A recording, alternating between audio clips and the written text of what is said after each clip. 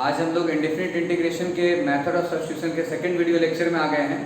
और previous video lecture अगर आपने देखा है तो मैंने आपको बताया था कि उसमें कैसे बेसिक क्वेश्चंस थे और कुछ ऐसे भी क्वेश्चंस थे जहाँ पे आपको थोड़ा सेटअप करना पड़ता था और उसके बाद आपको ये देखना पड़ता था कि हमें टी किसे लेना है, सब्स्टिट्यूट करना पड़ता था और फिर सेटअप आपको इंटीग्रेट करना पड़ता था रिप्लेस करके। तो आज हम लोग कुछ एक्स्ट्रा क्वेश्चंस करेंगे और आई होप कि आपने ज़रूर ट्राई किया होगा सारे क्वेश्चंस को। तो आज हम लोग कुछ एक्स्ट्रा क्वेश्चंस बनाते हैं जिनके बारे में आज आपसे डिस्कशन करेंगे। चलिए चलते हैं फर्स्ट क्वेश्चन की तरफ। जो हमारा फर्स्ट क्वेश्चन है ये ले लेते हैं हम लोग sin qx into cos square x dx। आप देखिए इसे ध्यान से, ये क्वेश्चन जो है आपको एनसीईआरटी में 7.3 में भी मिल सकता है। इस टाइप का क्वेश्चन मतलब बेसिकली ये ट्रिग्नोमेट्रिक क्वेश्चन है। ये एक लाइन जैसे होता है ना कि पहले आपने देखा और टी ले लिया, भाई इसको टी ले लो ये आ जाएगा, वैसा नहीं है। इसमें थोड़ा एक दो लाइन सेटअप करना पड़ेगा, उसके बाद फिर आपका रिजल्ट आएगा।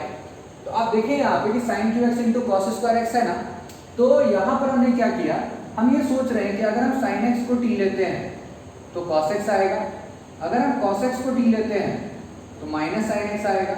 हमारे पास क्वेश्चन में cos x भी है और हमारे पास माइनस sin x तो नहीं लेकिन sin x तो जरूर है।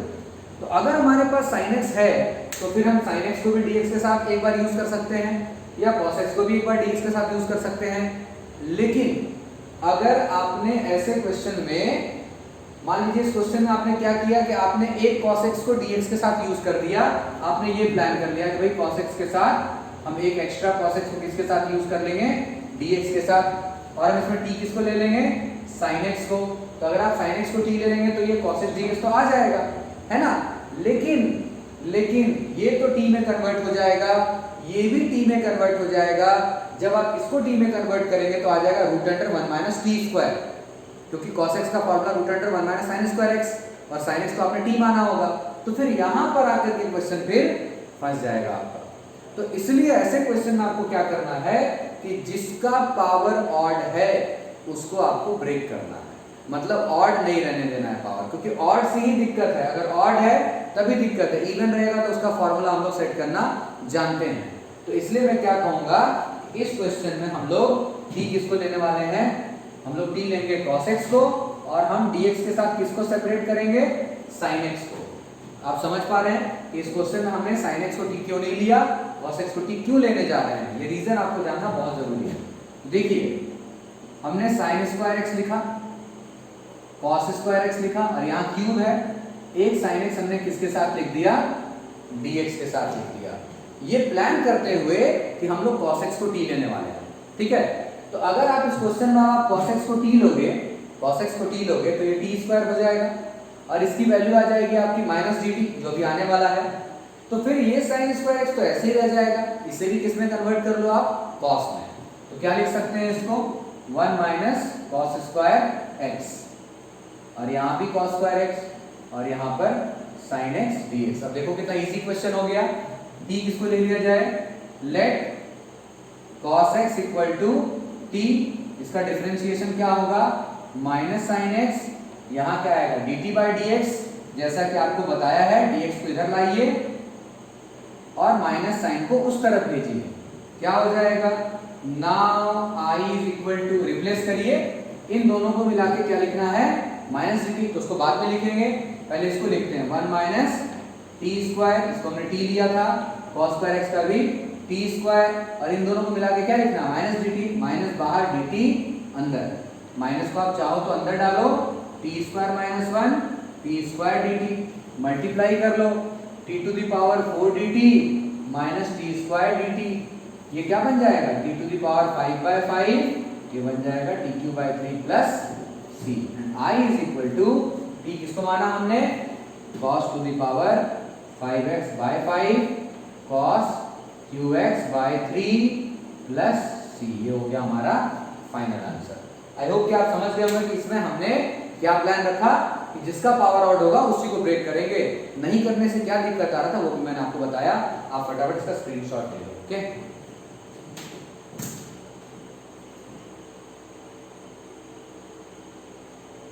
तो आपने स्क्रीनशॉट ले लिया, चलते हैं दूसरे क्वेश्चन की तरफ। एक बहुत ही इंपॉर्टेंट क्वेश्चन और मैं आपको स्टेप वाइज समझाने की कोशिश करूंगा, आप उसको समझने की कोशिश कीजिए कि कैसे कैसे। लेकिन उसके पहले मैं आपको एक क्वेश्चन बताता हूँ। उस क्वेश्चन को समझाने से पहले आपको एक क्वेश्चन बताता हूँ, उसको आप ध्यान से देखिए। पहले ना क्वेश्चन को अच्छे से समझ लीजिए, उसके बाद वीडियो को पॉज करके उस क्वेश्चन को बनाने की कोशिश कीजिए। जैसे मान लीजिए कि हमारे पास एक क्वेश्चन आ गया 1/sin x plus cos x। अब हमें इसे इंटीग्रेट करना है।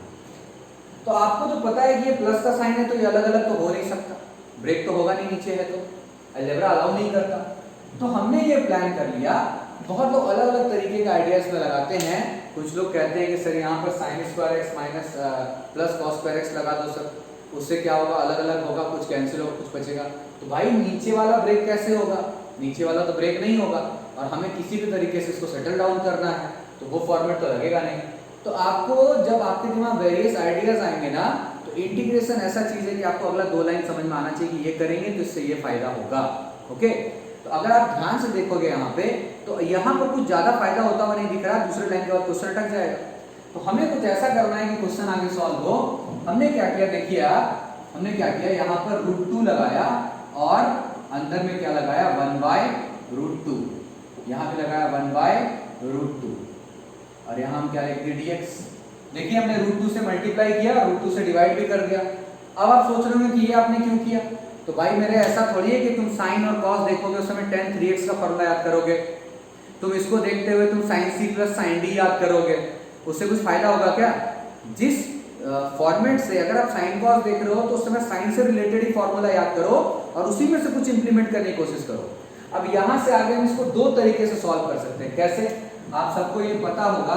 देखो ये 1/√2 हम बाहर निकाल देते हैं, 1/√2 हमने कहाँ निकाल दिया, बाहर निकाल दिया। ओके, और ये देखो 1/√2 को हम चाहे तो cos π/4 लिख दें, चाहे तो sin π/4 लिख दें, कुछ भी लिख लो सही होगा। चलो इसको हम लिख देते हैं sin π/4 इंटू sin x, इसको लिख देते हैं cos π/4 इंटू cos x। अब तो तुम्हें क्लियर हो गया होगा कि मैंने क्यों किया था। sin a sin b plus cos a cos b, cos a minus b, इसका फॉर्मूला हो गया, इसका फॉर्मूला हो गया cos a माइनस b। अगर किसी ने यहां पर cos लिख दिया, यहां sin लिख दिया, तो वो sin a प्लस b का फॉर्मूला हो गया, उससे अलग आंसर आएगा और वो भी सही होगा और ये भी सही होगा। अब ये cos ऊपर जाएगा तो क्या हो जाएगा, sec πx माइनस π/4। अब याद करो इंटीग्रेशन ऑफ sec x क्या होता है, it is log sec x plus tan x plus c। I hope कि तुम्हें चीजें समझ में आ गई होंगी। तो ये तो था हमारे पास sin x plus cos x था, तो हमने ऐसा कर दिया। अब हमारे पास दूसरे तरफ एक क्वेश्चन है, इसको अब आप देखो ध्यान से, dx/1 प्लस tan x।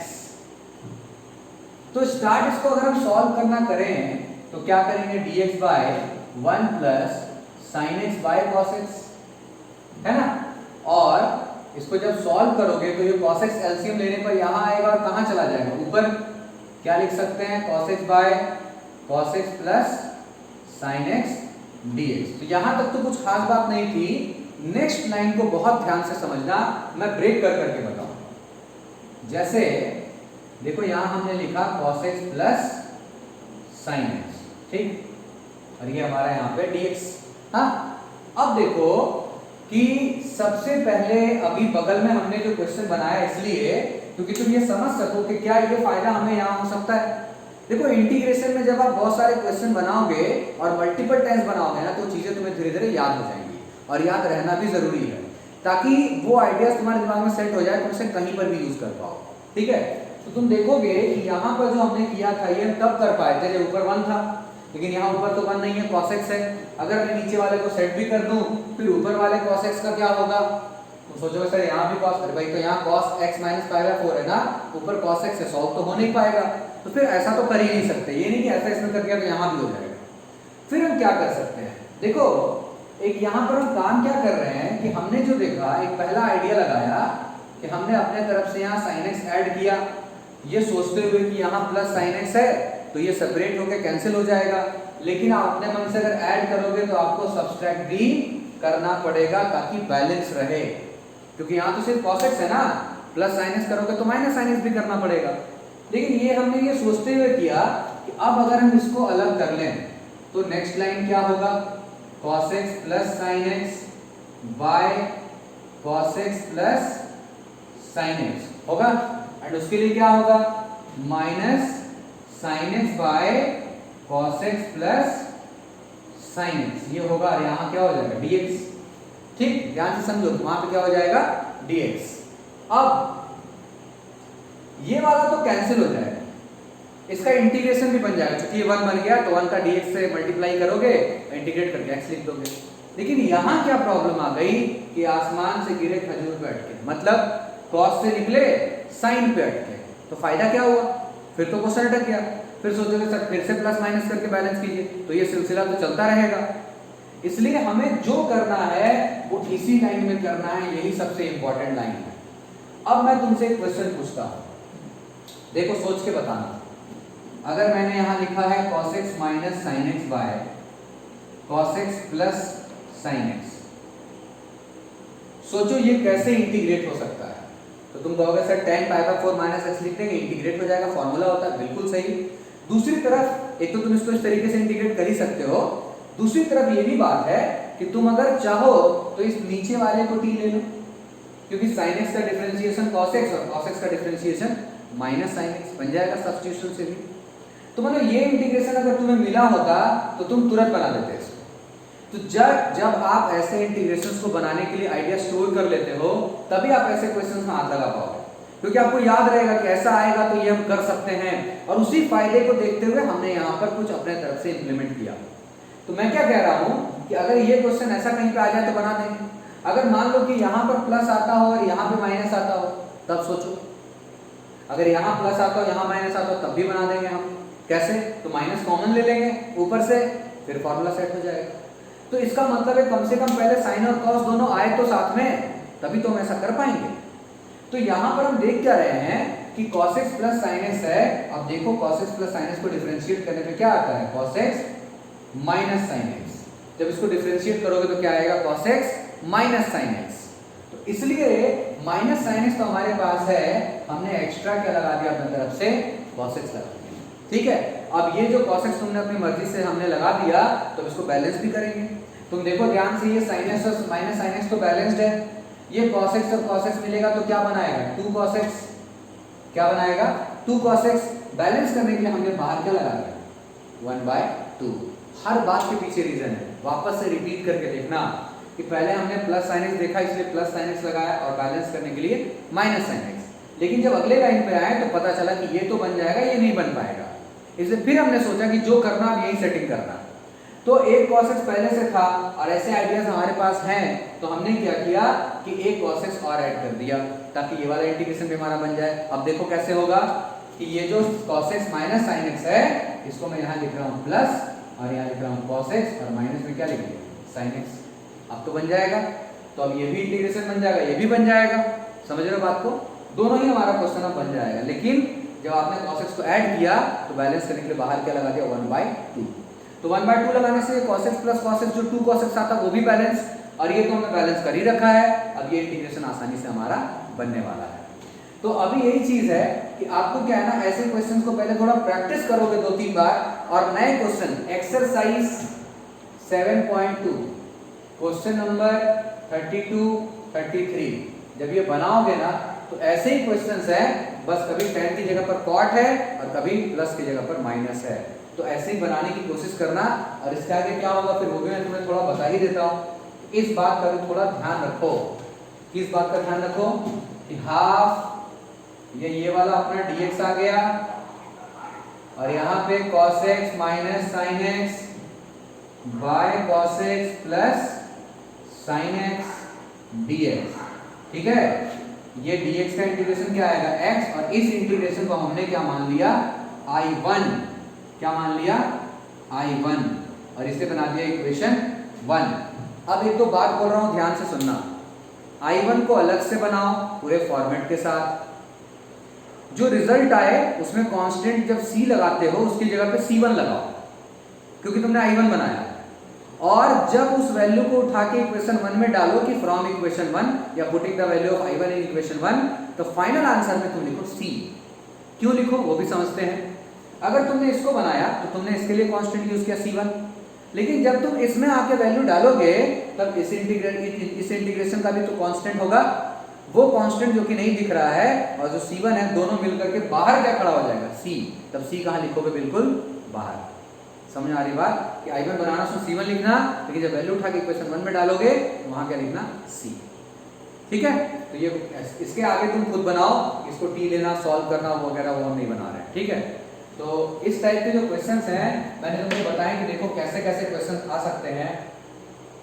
कि यहाँ पर जो है, यहाँ पर जो हमारे पास है इसको थोड़ा सा बताते हैं, या चलो ठीक है इसमें बता भी देते हैं फिर से एक बार कि इस टाइप के जो क्वेश्चंस आएंगे तुमको बनाने होंगे। देखो यहाँ पर हमने क्या किया, ये जो हमने लिखा है ये वाला,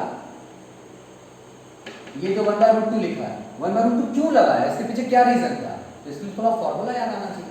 और देखो इंपॉर्टेंट क्या है कि जब तुम प्रैक्टिस करोगे बहुत बार तो दो तरीके का फायदा है, तो ऐसे क्वेश्चन तुम्हें दिमाग में एकदम सेट हो जाने चाहिए, और नए क्वेश्चन के लिए तुम्हारे दिमाग में आइडिया अपने आप स्टोर हो जाएगा।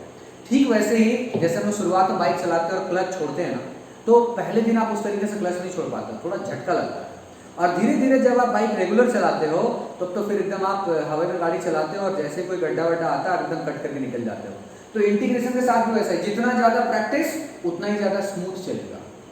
तो इसलिए आपको बार बार क्वेश्चंस को बनाना पड़ेगा। ऐसा नहीं कि आपने एक बार बना लिया, आपको आ गया तो आपको लग रहा है कि मेरा काम हो गया, आपको 4 बार 5 बार सेम क्वेश्चन बनाना है। ठीक है, अब मैं आपको एक और क्वेश्चन बता देता हूँ इस एक्सरसाइज का, वो है एक्सरसाइज का क्वेश्चन नंबर 34, जो कि बहुत ही ज्यादा इंपॉर्टेंट क्वेश्चन है।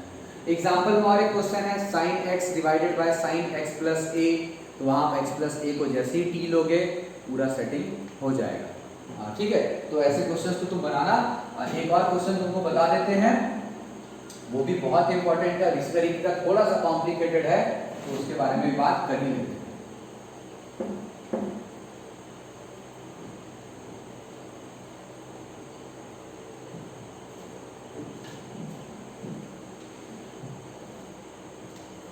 हमारे पास है एक्सरसाइज का क्वेश्चन नंबर 34, बहुत ही इंपॉर्टेंट है, वीवीआई क्वेश्चन है ये।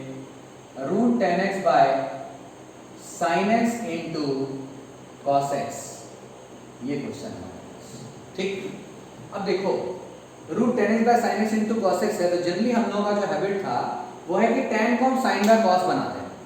तो tan को अगर हमने sin बाय cos बनाया तो देखो हमेशा ट्राई करके देखो कि sin बाय cos बनाया हमने, नीचे है sin x into cos x है भाई, है ना।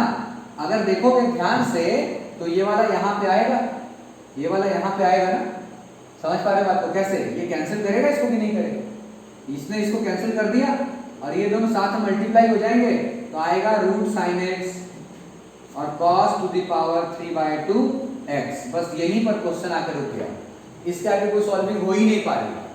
तो फिर क्या फायदा ऐसा करने का, तो हमें तो ऐसा प्लान करना है ना कि सॉल्विंग हो जाए।